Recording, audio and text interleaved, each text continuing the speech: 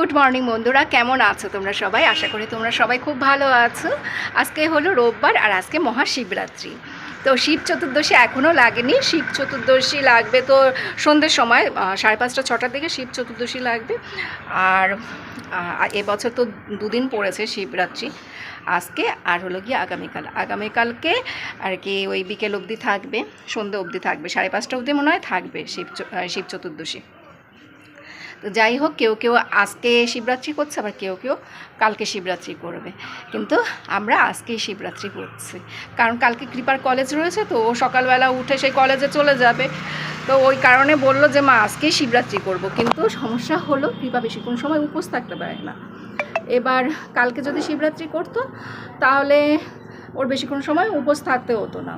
আমি ওকে বলেছিলাম যে তুই সকালবেলা ঘুম থেকে উঠে বাবার মাথায় জল ঢেলে তারপরে কলেজে চলে যাস। বলে মান ওইভাবে হবে না, অত ভোরবেলা উঠে ভালো করে পুজো দিতে পারবো না, আমি আজকেই একটু রিল্যাক্সভাবে পুজোটা দেব। যদিও ও তো বেশিক্ষণ সময় না খেয়ে থাকতে পারে না, ওটাই প্রবলেম। আমি ওই জন্যই ওকে কালকে করার কথা বলছিলাম। তো দেখি মেয়ে কত সময় থাকতে পারে উপোস করে। ওর আর কি বিভিন্ন রকমের সমস্যা হয় উপোস করে থাকলে, অনেকেরই হয়। তা যাই হোক, এই হলো আমাদের এখনকার আর কি আপডেট। আজকে আমরা শিবরাত্রি করব, আর এবছর মনে হয় মন্দিরে যাওয়া হবে না, কারণ সন্ধ্যের সময় তো ঘরে সন্ধেবাতি দেবো। আজকে তো শিবরাত্রি, আর ঠিক ওই সময়তেই আর কি শিব চতুর্দশী লাগবে। তো আগে ভাগে গিয়ে মন্দিরের লাইনে, মানে মন্দিরের ওই লাইনে গিয়ে দাঁড়িয়ে থাকতে হবে, কিন্তু আগে ভাগে তো যেতে পারবো না, মানে সন্ধ্যের আগে আগে তো মন্দিরে যেতে পারবো না, বাড়িতে তখন সন্ধেবাতি দিতে হবে। তো সেই সময় বাবার মাথায় জল ঢালবো, ঘরে যে শিব ঠাকুর রয়েছে বাবার মাথায় জল ঢালবো। আর কৃপা বলছিল মন্দিরে যাওয়ার কথা, ও বলছিল যে মা মন্দিরে যাবে না। আমি বললাম যে হবে না মনে হয় মন্দিরে যাওয়া, কারণ ঠিক সন্ধ্যের সময় তো এরকম এরকম লাগবে, তো মন্দিরে তখন প্রচণ্ড ভিড় হবে। যাই হোক, এই হলো ব্যাপার। তো কালকে যদি আমি পারি তাহলে এক ফাঁকে গিয়ে মন্দিরে গিয়ে বাবার মাথায় জল ঢেলে আসবো।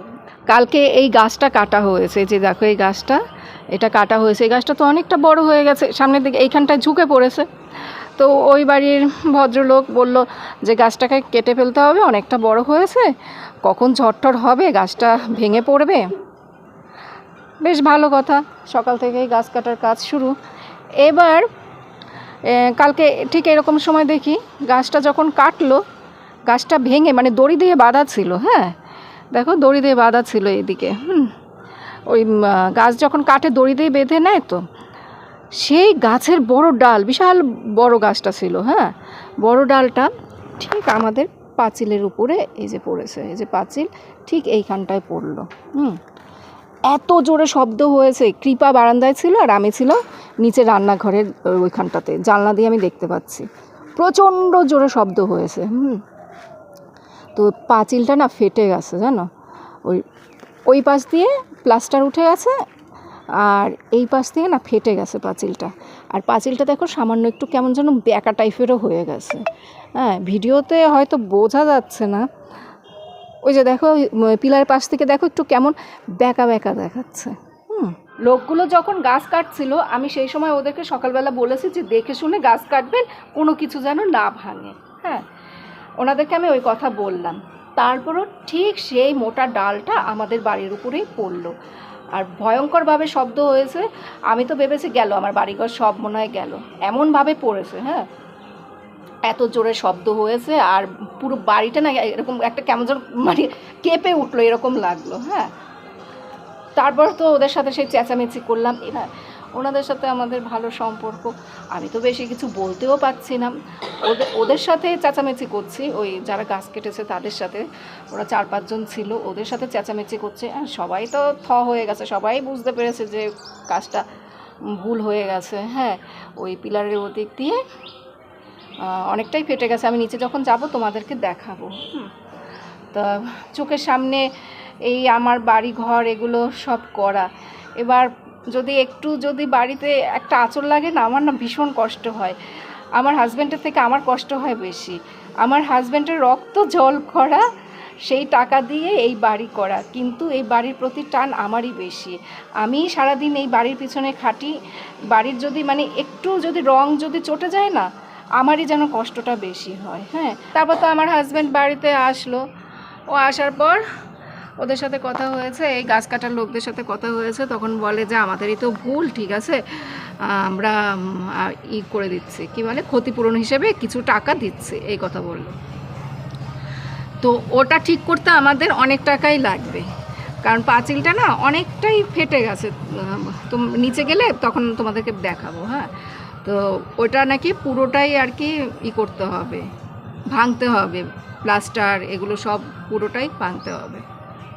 তো ওরা 1000 টাকা দিয়েছে। তো আমার হাজব্যান্ড আর কিছু চায়নি, টাকা পয়সা কোনো কিছু চায়নি, ওই 1000 টাকা দিয়েছে সেটাই নিয়েছে। হ্যাঁ, বলে ওরা গরিব মানুষ, আমি আর কি বা বলবো, ওই যেটুকু দিয়েছে সেইটুকুই নিলাম। যারা গাছ কেটেছে ওরাই নিজের থেকে বলেছে যে বুঝতে পেরেছি, হ্যাঁ আপনার তো ক্ষতি হয়ে গেছে, আমরা অল্প কিছু দিচ্ছি।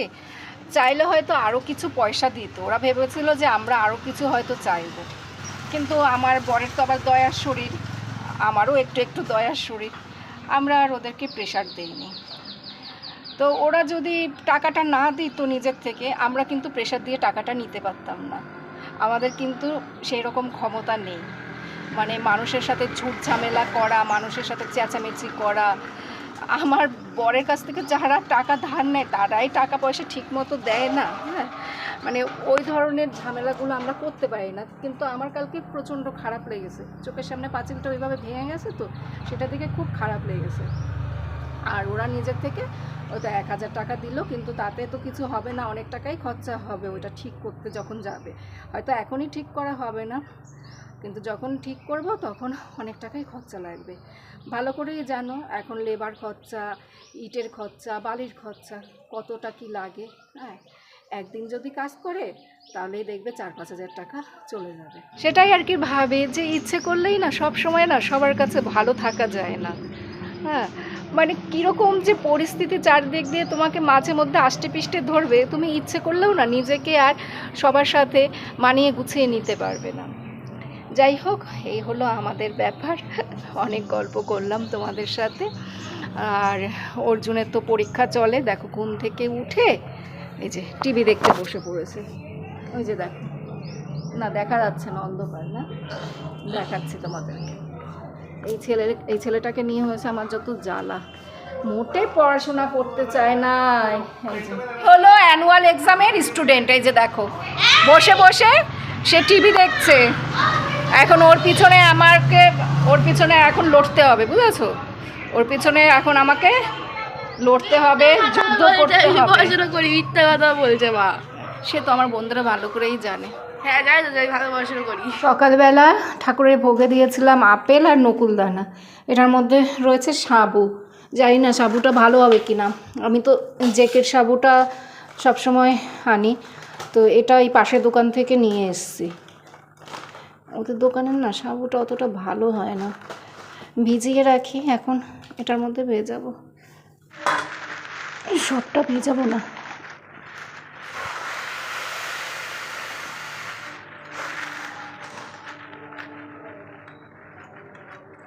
ঠাকুরের জন্য এটার মধ্যে দুধ ঢেলে রাখি।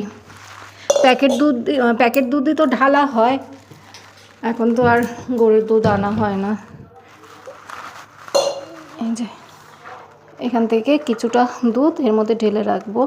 ভাত বসিয়ে দিয়েছি, আর এখন এই পনির দিয়ে অর্জুনের জন্য একটু পনির রাইস করে রাখবো।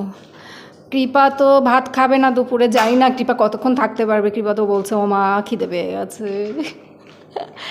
ও কী করবে বলতে পারছি না।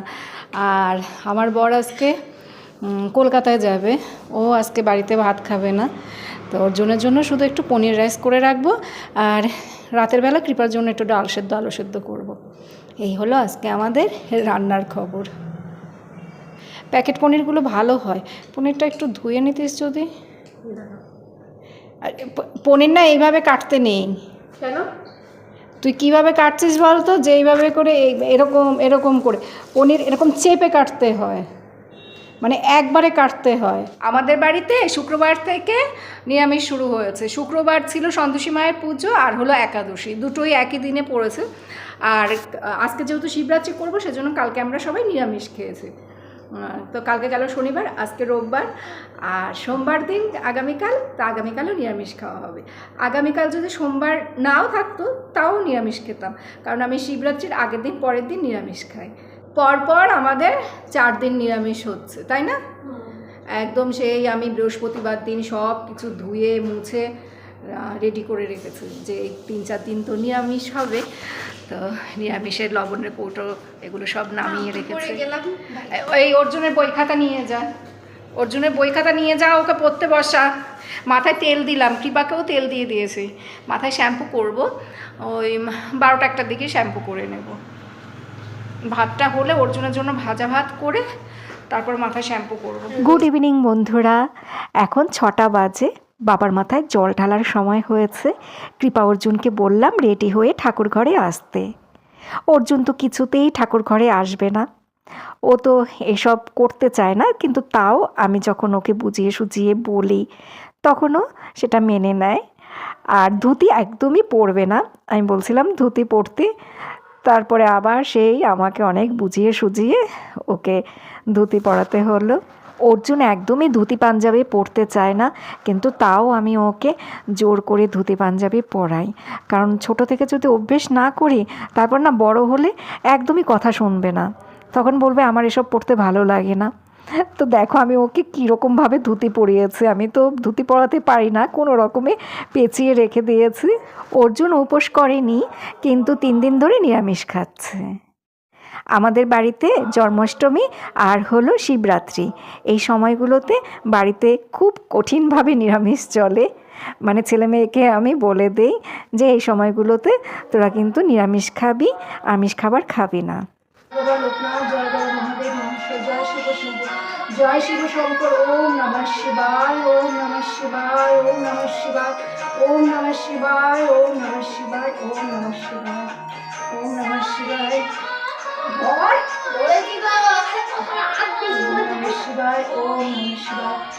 কৃপা দুপুরবেলার দিকে সাবু মাখা খেয়েছিল, আমাকে জিজ্ঞেস করছে মা সাবু খাওয়া যাবে? আমি বললাম হ্যাঁ খাওয়া যাবে, শশা কলা সাবু এগুলো তুই একটু খেয়ে নে। ওর তো উপোস থাকার একদমই অভ্যেস নেই, সেই জন্য ওর অসুবিধাই হয়। তবে আমি মনে করি যারা উপোস থাকতে পারে না, শারীরিকভাবে অসুস্থ, তারা নিরামিষ ভাত খেয়ে যে কোনো ধরনের পুজো করতে পারে, তাতে ভগবান রুষ্ট হয় না। ভগবানের আরাধনা করাটাই হলো প্রধান ব্যাপার, তাকে স্মরণ করাটাই হলো আমাদের মুখ্য উদ্দেশ্য। ঠিকঠাক মতো উপোস করে ঠিকঠাক মতো মন্ত্র জপ করে পুজো দিতে হবে এরকম কোনো কথা নেই। নিজের মনকে শুদ্ধ রেখে পবিত্রভাবে ভগবানের নাম জপ করাটাই হলো পুজোর প্রথম এবং প্রধান উপাচার, আমি সেটাই বিশ্বাস করি। আমার পুজো দেওয়া কমপ্লিট, গোপালকে ঘুম পাড়িয়ে দিলাম, আর বাবা ভোলানাথের মাথায় এরকমই আজকে সারা রাত ফুল বেলপাতা থাকবে। আজকে শিবরাত্রি তো সেই জন্য ফুল বেলপাতা আর সরাবো না। এমনি অন্যান্য দিন বাবার মাথায় ফুল বেলপাতা আমি রাখি না, ওই যে পিতলের যে বেলপাতাটা আমি তারকেশ্বর থেকে নিয়ে এসেছি, তো সেটা এখন রাখা হচ্ছে বাবার মাথায় আর কি, ওই পিতলের বেলপাতাটা রেখে দিই। এমনিতে অন্যান্য সময় বাবার মাথায় সেরকম কিছু রাখা হয় না, যদিও আমি শুনেছি যে বাবা ভোলানাথের মাথা নাকি খালি রাখতে নেই, মাথার উপরে কিছু একটা রাখতে হয়। তো ওই দেখো যে একটা ঘট মতো রয়েছে না, তো সেই জন্য আমি আর বাবার মাথায় আলাদা করে কিছু রাখি না। যখন ওই ঘটের ওটা ছিল না তখন বাবার মাথায় একটা কাপড় দিয়ে রাখতাম, লাল রঙের একটা কাপড় দিয়ে রাখতাম। তো ওই ঘরটা রাখার পরে আর বাবার মাথায় আলাদা করে কিছু দিই না। তা যাই হোক, এখন আমি চরণামৃত আগে নেব, কৃপা তো নিয়েছে, এবার আমি চরণামৃত নেব। অর্জুন মনে হয় নেয়নি, ওকেও দিতে হবে। চরণামৃতটা নেওয়ার পরে এই ফল সাবু এগুলো খাবো। আমি আজকে কি করে নির্জলা উপোস থাকলাম বুঝতে পারছি না, আমি অবাক হয়ে গেলাম, কারণ আমি অনেক বছর নির্জলা উপোস থাকি না। আগে নির্জলা উপোস থাকতাম, তারপর এই মনে হয় 4-5 বছর ধরে আর নির্জলা উপোস করি না। কিন্তু আজকে আর সেভাবে জল তেষ্টা পাইনি, হয়তো ঠান্ডা ঠান্ডা ওয়েদারের জন্য। গরমের দিনে তো সম্ভবই না, নীলের উপোস যেদিন করব সেদিন তো জল না খেয়ে থাকতে পারবো না, কারণ নীলের উপোস তো ওই চৈত্র মাসে পড়ে, আর সেই সময় প্রচণ্ড গরম থাকে।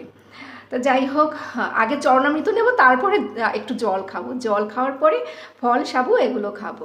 এখান থেকে কিছুটা ফল প্রসাদ পাশের বাড়ির সুইটির মাকে দিয়ে আসবো, একা একা প্রসাদ খেতে ভালো লাগে না। এখান থেকে কিছুটা সাবু তো কৃপা খেয়েছিল দুপুরবেলাতে, কিছু সাবু দেখি বেশ ভালোভাবে নরম হয়েছে, আবার কিছু দেখি একটু শক্ত শক্ত মতো আছে।